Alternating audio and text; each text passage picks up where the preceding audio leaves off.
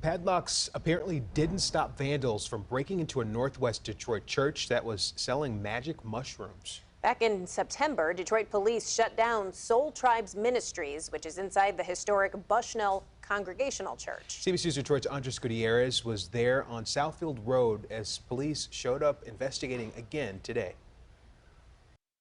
This is where they broke in at. Shaman Chu, the head of Soul Tribe Ministry, showed the commanding officer of DPD's 8th Precinct the damage allegedly done while the property was supposed to be under lock and key by the city of Detroit. They took the copper off the roof, they took the Sloan valves out of the toilet and left the water running.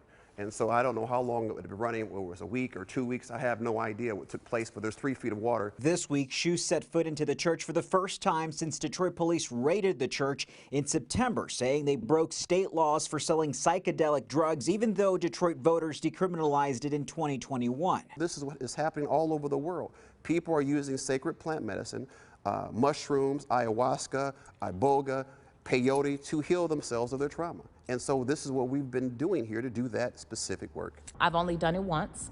Not that I would never do it again, because my experience was very calming and relaxing, and it was very enlightening.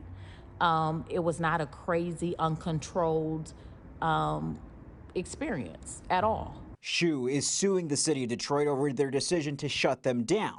Last month, he filed the case in federal court, saying the move is a violation of the Religious Freedom Restoration Act. Because there are shops all over the city that are selling mushrooms, not sacred plants.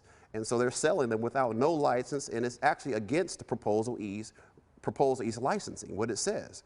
Those shops haven't been bothered at all, but because we're talking about healing people in the confines of a spiritual process, then that's considered wrong. So that's what you call religious discrimination. Today, police showed up once again to let Chu know they cannot have access to the property while their lawsuit against the city makes its way through the courts, but will allow Chu to clean up the damage. We have an injunction for this building. They're allowing access for you to go ahead and secure your building because you're telling me you're having problems. I'm not mad at these police officers. They're doing a job from the higher ups. So what is that really about? You don't like what we're doing here because you don't like the color of my skin? In a statement, the city attorney said in part, "We maintain that all enforcement actions by representatives of the city were constitutional and justified under the law. We will vigorously defend against the outrageous claims against the city being made by Soul Tribes Ministry in the proper venue, which will be in court, whether that is state or federal. And ultimately, it'll be up to a judge to decide whether the case stays in federal court." Reporting in Northwest Detroit, Andres Gutierrez, CBS News, Detroit.